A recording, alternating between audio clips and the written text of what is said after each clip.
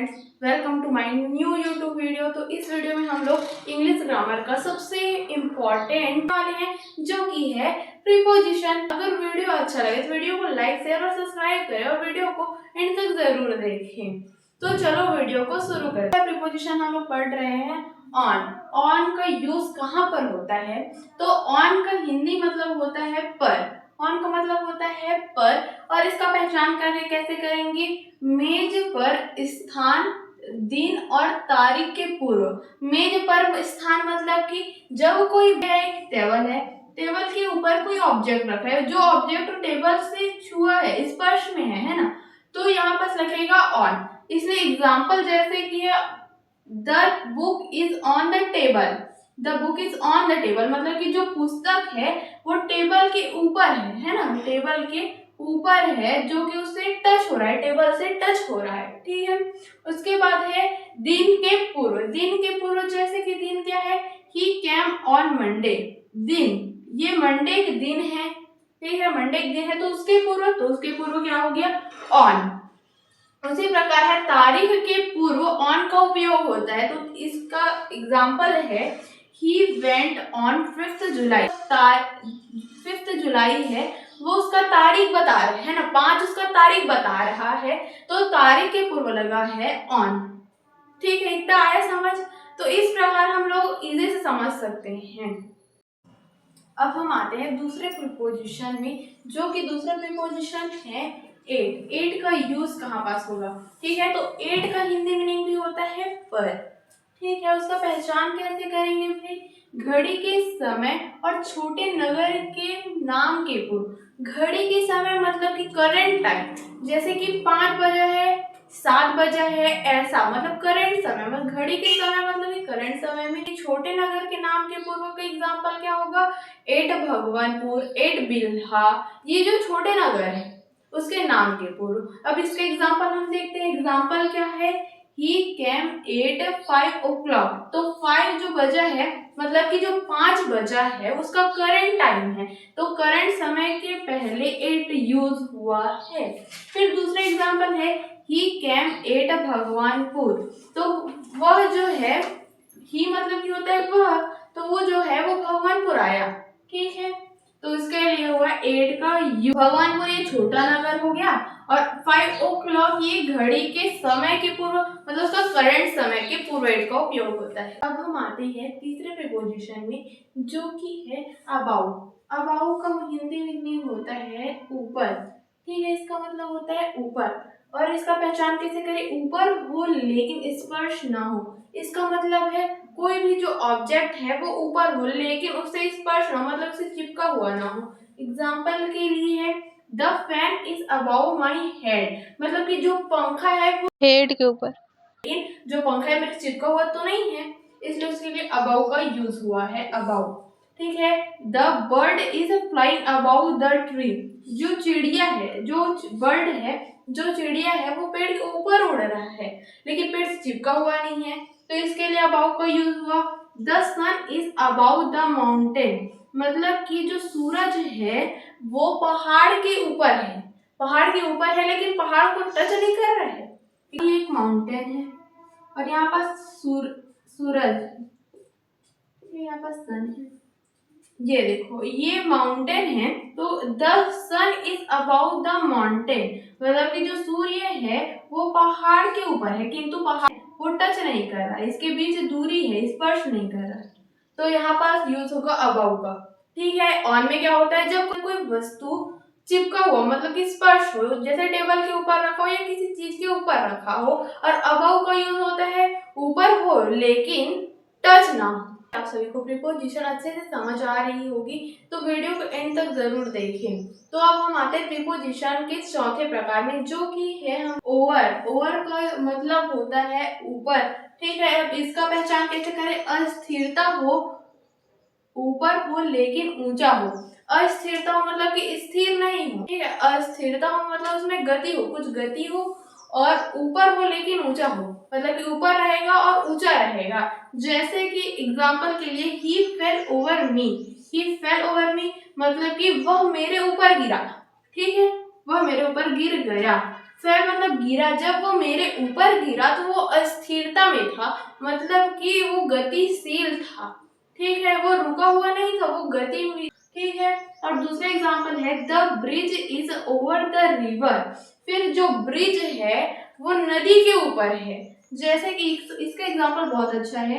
ये एक ब्रिज है, मान लो कोई ब्रिज है और यहाँ पर कोई नदी बह रही है, तो ये जो ब्रिज है वो नदी के ऊपर है, नदी के ऊपर है और इसको टच नहीं कर रहा है। और ये जो नदी है अस्थिर गति से लगातार बह रहा है ना। तो इसके लिए हुआ है ओवर का यूज हुआ है। समझ तो आया होगा। हम आते हैं फिफ्थ प्रीपोजिशन में, जो कि है इन। इनका यूज, इनका हिंदी मीनिंग होता है में, और इसको पहचानने का ट्रिक है अंदर बड़ा समय और बड़ा स्थान। ठीक है, एग्जाम्पल है सी इज इन द रूम, वह रूम के अंदर है, तो फिर इसके लिए अंदर है, इसके लिए इनका यूज हुआ। ठीक है, आई वॉज बोर्न इन 2010, मतलब कि मेरा जन्म हुआ था 2010 में। ठीक है, तो इसके लिए इनका यूज हुआ है क्योंकि 2010 जो है एक बड़ा समय है। ठीक है, फिर है ही लिव्स इन रायपुर, मतलब कि वह रायपुर में रहता है, तो ये एक बड़ा स्थान है, जो रायपुर है वो एक बड़ा स्थान है, तो बड़ा स्थान के पूर्व इनका यूज हुआ, बड़े समय के पूर्व इनका यूज होगा। और है जब कहीं अंदर का बात होता है, मतलब कि वो किसी रूम के अंदर जा रही है, वो किसी क्लास के अंदर में है, तो वहां पर भी इनका यूज होता है। सिक्स्थ प्रीपोजिशन में, जो कि है बिहाइंड। बिहाइंड का हिंदी मीनिंग होता है पीछे। ठीक है, पीछे की स्थिति बताने के लिए बिहाइंड का यूज होता है। एग्जाम्पल के लिए लेते हैं, the tree is behind the house, जो पेड़ है वो घर के पीछे है, तो फिर है इसके पीछे है, इसलिए बिहाइंड का यूज हुआ। ठीक है, सेकेंड एग्जाम्पल है the cat is behind the box, जो बिल्ली है पीछे है। ठीक है, तो पीछे जहां पर भी आपको ऐसा लगता हो कि वहां पीछे की स्थिति बता रहे हैं, तो वहां पर बिहाइंड का यूज होगा।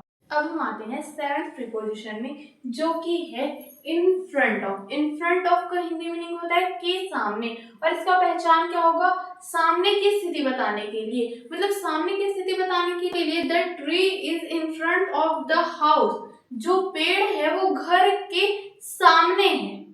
ठीक है, तो घर के सामने की स्थिति बता रहे हैं कि वहां पास पेड़ है। फिर सेकंड एग्जांपल है the car is in front of the house, जो कार है वो घर के सामने है, इसमें भी सामने की स्थिति बताने के लिए इन फ्रंट ऑफ का यूज हो रहा। अब हम आते हैं एट प्रीपोजिशन में, जो कि है बिटवीन। बिटवीन का हिंदी मीनिंग होता है बीच में, इसका पहचान है दो के बीच। अब पहचान है दो के बीच, मतलब कि जब कोई दो व्यक्ति के बीच तीसरा व्यक्ति आ जाता है तो वहां पास बिटवीन का यूज होता है। एग्जाम्पल के लिए Radha is standing between Sita and Gita, जो राधा है वो सीता और गीता के बीच में खड़ी है। बिटवीन मतलब कि बीच में खड़ी है ना, तो बीच की बात हो रही तो वहां पर बिटवीन का यूज हुआ। सेकेंड एग्जाम्पल है the boy is sitting between Ram and Shyam, जो लड़के हैं वो लोग बीच में बैठते हैं। किसके बीच में बैठते हैं, राम और श्याम के बीच में बैठते हैं, तो राम और श्याम के बीच में बैठ रहे हैं, इसलिए वहां पर बिटवीन का यूज हुआ है। अब हम आते हैं नाइन्थ प्रीपोजिशन में, जो कि है इनटू। इसका हिंदी मीनिंग भी में ही होता है, और इनटू का यूज होता है अंदर की ओर जाने के लिए। एग्जाम्पल के लिए ही रैन इनटू द रूम, मतलब कि वह रूम की ओर दौड़ा। ठीक है, इनटू का यूज इसलिए हो रहा है अंदर की ओर जा रहा है, तो पहला है वो अंदर की ओर जा रहा है, मतलब कि वो रूम में जा रहे हैं ना, तो वो अंदर हो गया, और जा भी रहा है तो उसमें गति हो रहा है, मोशन हो रहा है, इसलिए वहां इनटू का यूज हुआ।